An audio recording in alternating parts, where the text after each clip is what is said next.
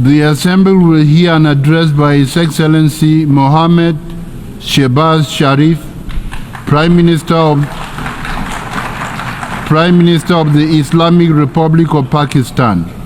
I request protocol to escort His Excellency and invite him to address the Assembly.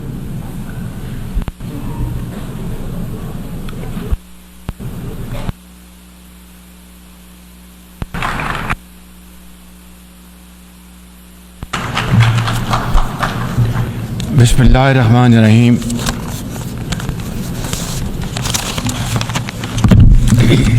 Mr. President, heads of state and government, excellencies, delegates, ladies and gentlemen, Assalamu alaikum wa rahmatullahi wa barakatuh, and a very good morning.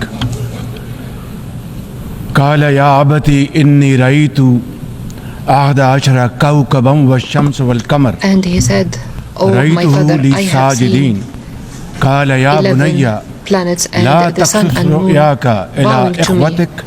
He said, "Oh son, do not tell your story to your brothers. They will devise a scheme for you."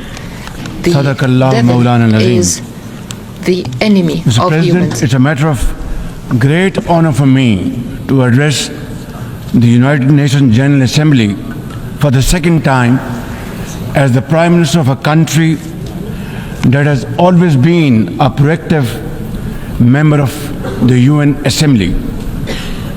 I would like to congratulate you and wish you all the success, Mr. President, on your election as the President of the 79th session of the UN General Assembly.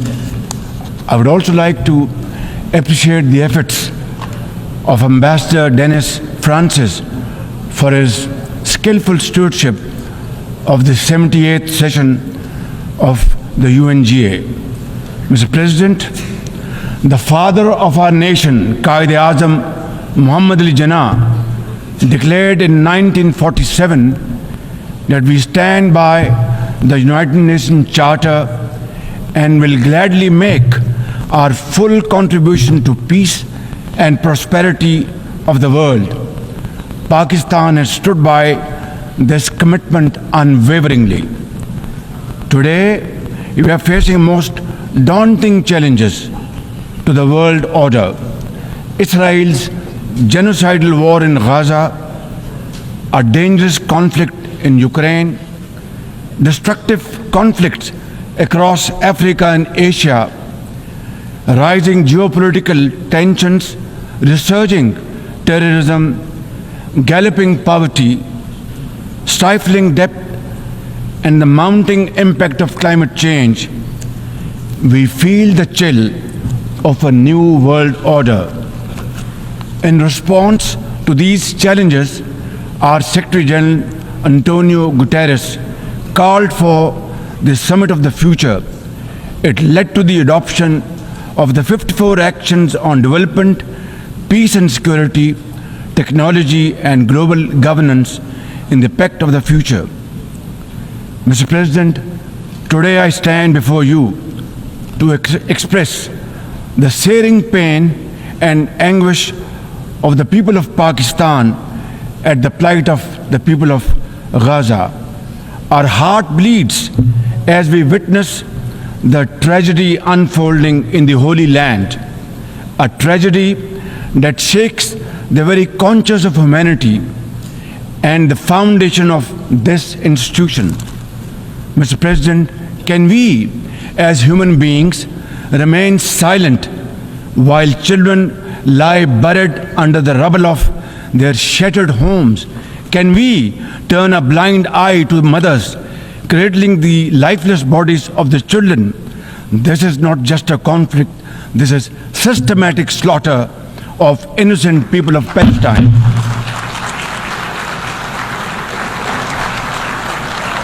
Ladies and gentlemen, an assault on the very essence of human life and dignity. The blood of Gaza's children stains the hands of not just the oppressors, but also those who are complicit in prolonging this cruel conflict. When we ignore their endless suffering, we diminish our humanity. It is not enough to condemn, Mr. President. We must act now and demand an immediate end to this bloodshed. We must remember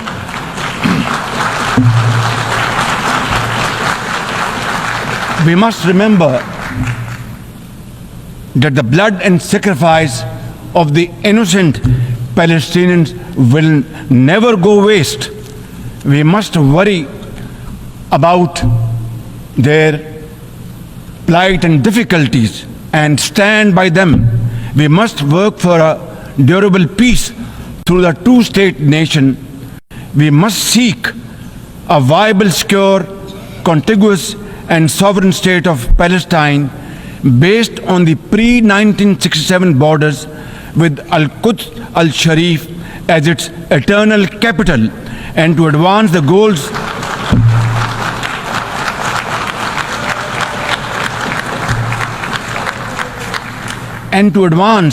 these goals, Palestine must also be immediately admitted as a full member of the United Nations.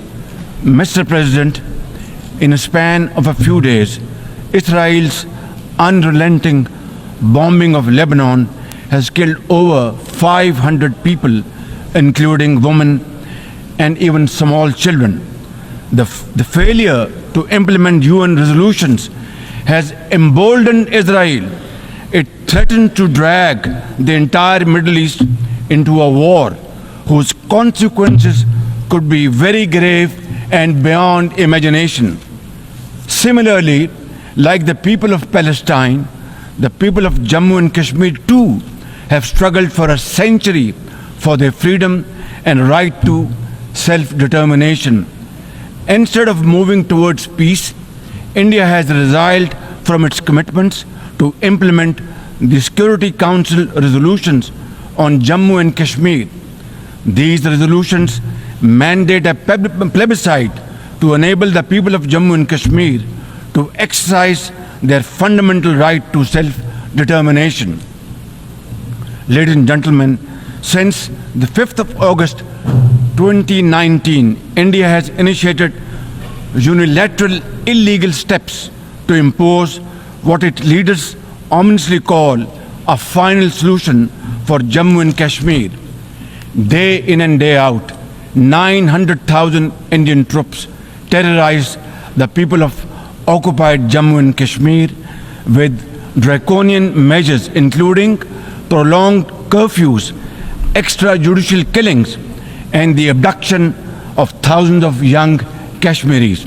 At the same time, in a classic settler colonial project, India is seizing Kashmiri lands and properties and settling outsiders into occupied Jammu and Kashmir in their nefarious design to transform the Muslim majority into a minority.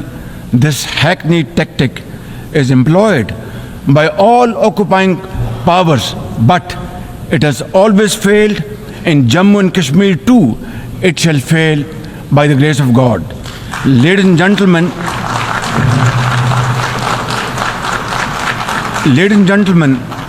the Kashmiri people are resolute in rejection of the false Indian identity. The New Delhi seeks to impose upon them very, very severe conditions, and atrocities are being committed every hour. India's policy of brutal coercion and oppression in occupied Kashmir has ensured that Burhan Wani's legacy continues to inspire the struggle and sacrifices of millions of Kashmiris. Inspired by the legitimacy of their epic struggle, they remain defiant. Their heart-wrenching stories remind us that behind every statistic lies a human life, a dream deferred, and a hope shattered. Even more worryingly, it is engaged in massive expansion of its military capabilities, which are essentially deployed against Pakistan. Its war doctrines envisage a surprise attack and a limited war under the nuclear overhang.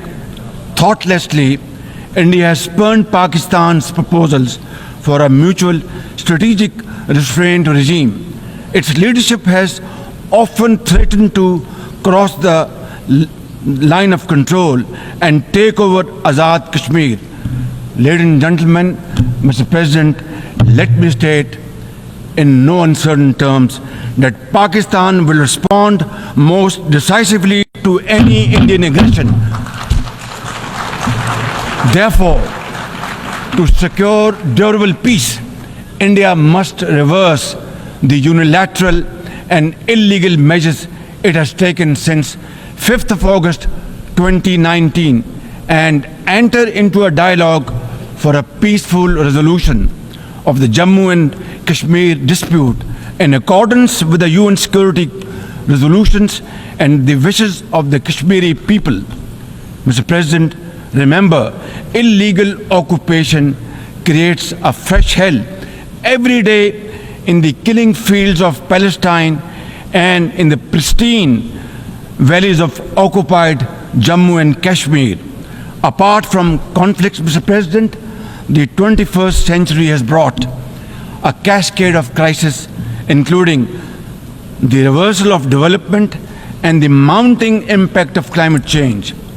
2 years ago, my country was devastated by catastrophic floods, causing $30 billion in damages. It is now clear that each summer will bring blistering temperatures and trigger fresh climate impacts. Pakistan emits less than 1% of global carbon emissions, yet we have paid a very heavy price for no fault of ours. This is most unfair in any calculus of global justice.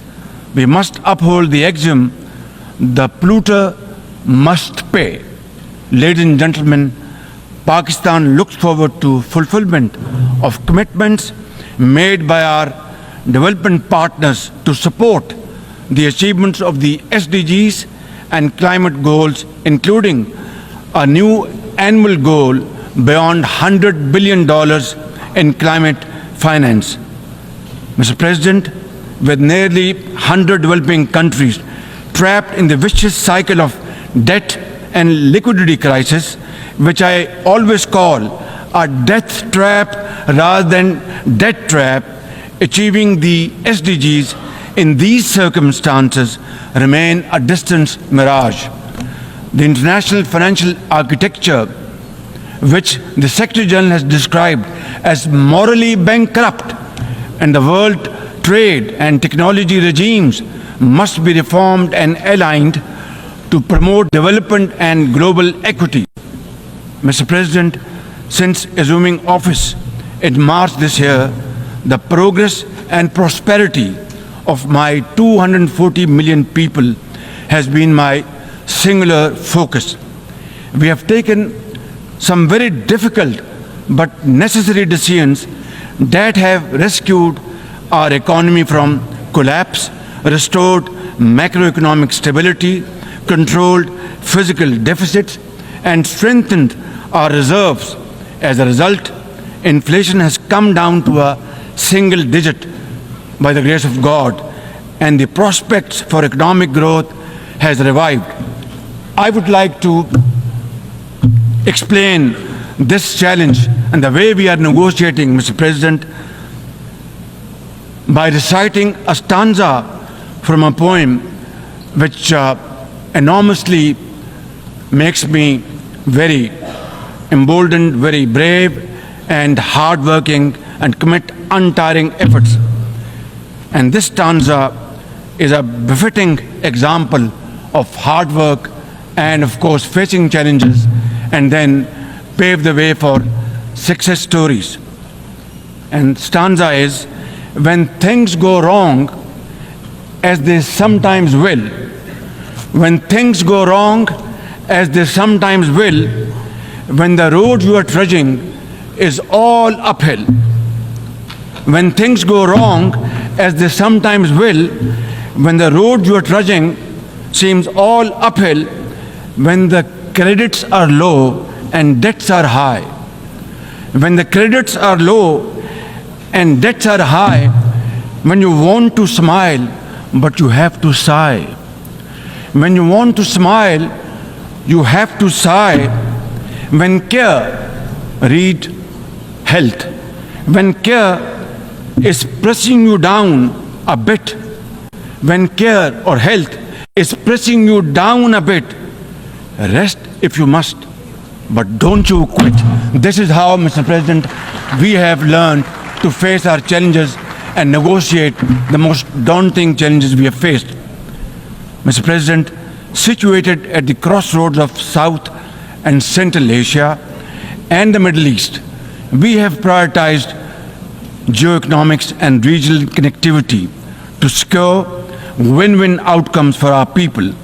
The second phase of the landmark China-Pakistan Economic Corridor has been successfully launched through the Apex Special Investment Facilitation Council.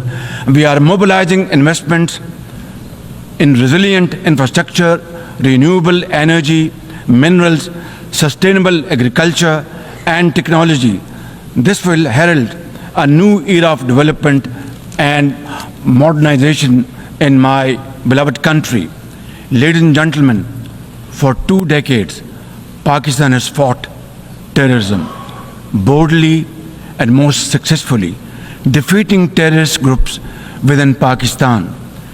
We have paid a very heavy price. 80,000 of our brave soldiers and civilians have been martyred, including innocent school-going children.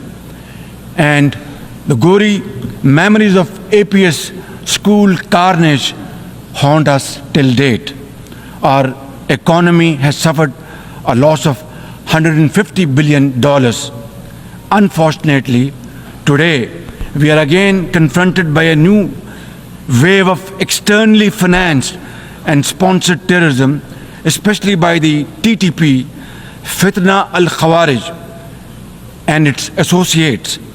Ladies and gentlemen, make no mistake, inshallah, by the grace of God, we are determined to eliminate this threat as well through our comprehensive national effort by the name of Azm-e-Istehkam, meaning resolve to promote peace and stability.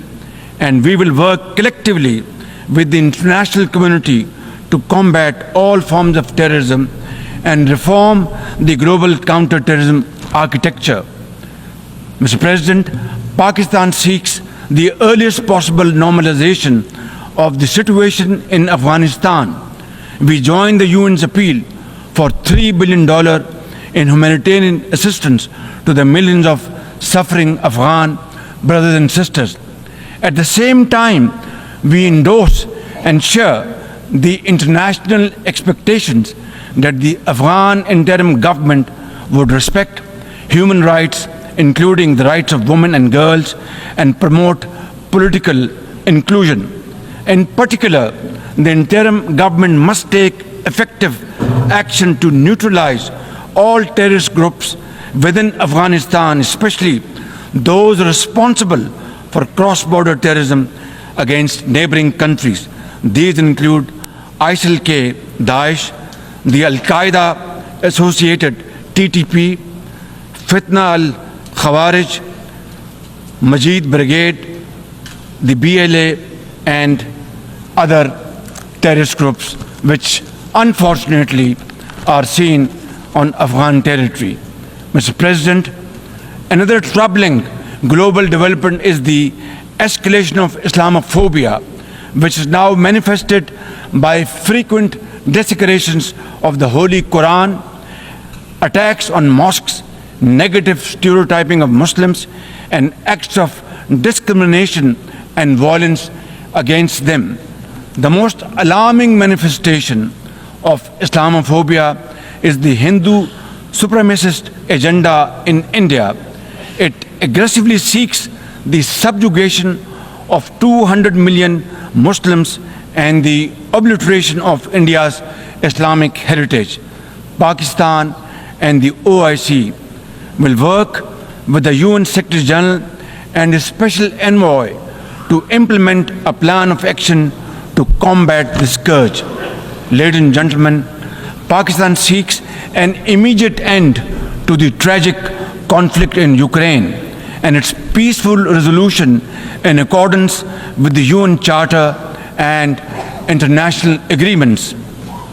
Ladies and gentlemen, Pakistan has a long and proud history of solidarity, friendship, and cooperation with the nation of Africa. We will continue to cooperate with them to counter terrorism and resolve regional conflicts, including through UN peacekeeping and peace building in the region.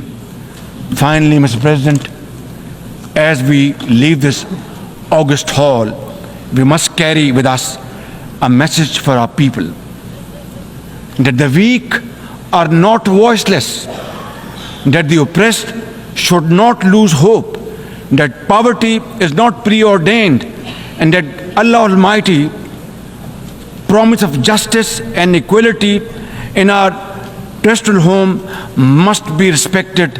I thank you all and thank you very much for your time. God bless you.